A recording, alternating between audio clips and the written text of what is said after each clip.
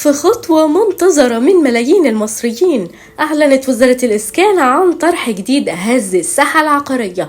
70,000 وحدة سكنية جاهزة للحجز، لكن وراء هذا الإعلان تفاصيل خفية وشروط غير متوقعة، بالإضافة لموعد الحجز اللي الكل مستنيه بفارغ الصبر.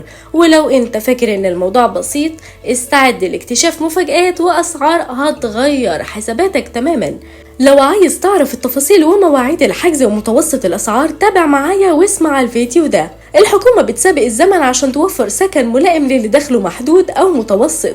علشان كده امبارح أعلن المهندس شريف الشربيني وزير الإسكان والمرافق والمجتمعات العمرانية الجديدة عن طرح جديد لمشروعات شقق الإسكان الاجتماعي 2024. الخبر ده كان مصدر فرحة كبيرة لناس كتير، خاصة إن الطرح ده هيشمل 70,000 وحدة سكنية مخصصة لفئتين: 60,000 وحدة المحدودي الدخل و10,000 وحدة المتوسطي الدخل. في المؤتمر الصحفي اللي عقده الوزير في المقر الوزارة، أكد الشربيني إن الحجز للشقق دي هيبدأ في شهر نوفمبر اللي جاي، وإن الحكومة بتخطط إنها تعلن خلال الفترة الجاية عن تفاصيل أكتر بخصوص تسليم الشقق الجاهزة اللي تم حجزها قبل كده. الوزير شدد كمان على ان الوزارة ملتزمة بتنفيذ وتسليم الوحدات السكنية في مواعيدها، وده بعد ما عمل جولات على عدد من المدن الجديدة وشاف بنفسه تقدم العمل. من الحاجات المهمة اللي قالها الوزير ان الحكومة مش بس بتبني شقق سكنية، لكنها كمان شغالة على تنفيذ مجتمعات عمرانية متكاملة، يعني مش مجرد شوية عمارات ولا خلاص. الحكومة شغالة على توفير خدمات متكاملة زي المدارس والمستشفيات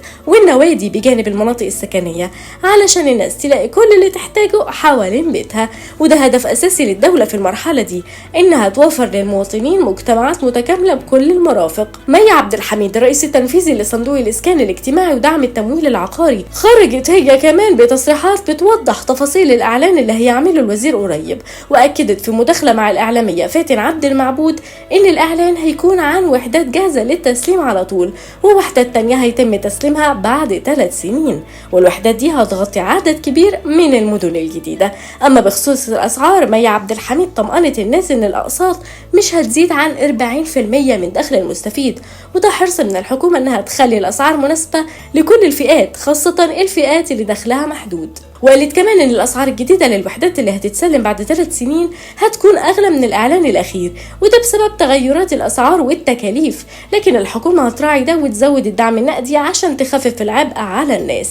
وأشارت مي كمان إن ممكن يكون في تغيير بسيط في نسبة الفائدة على التمويل العقاري اللي كانت 7.5% في الإعلان الأخير، وأكدت إن الدولة تحملت حوالي 10 مليارات جنيه دعم نقدي و11 مليار جنيه فوائد لوزارة المالية بسبب دعم الإسكان الاجتماعي. الحكومة من جانبها بتأكد إنها شغالة بكل طاقتها عشان تلبي احتياجات الناس اللي قدموا على شقق الإسكان، وفعلا تم تخصيص 40,000 وحدة للمستفيدين من الإعلان رقم 14، وده رغم إن عدد المتقدمين كانوا 220,000. أما بالنسبة للشروط فأهمها إن الشخص اللي عايز يقدم ما يسبقش ليه الحصول على قطعة أرض إسكان اجتماعي أو شقة من مشاريع دار مصر أو سكن مصر، لا ليه ولا لأسرته. كما لازم المتقدم يكون مصري ومش شركة أو مؤسسة، ويكون سنه فوق 21 سنة وقت التقديم.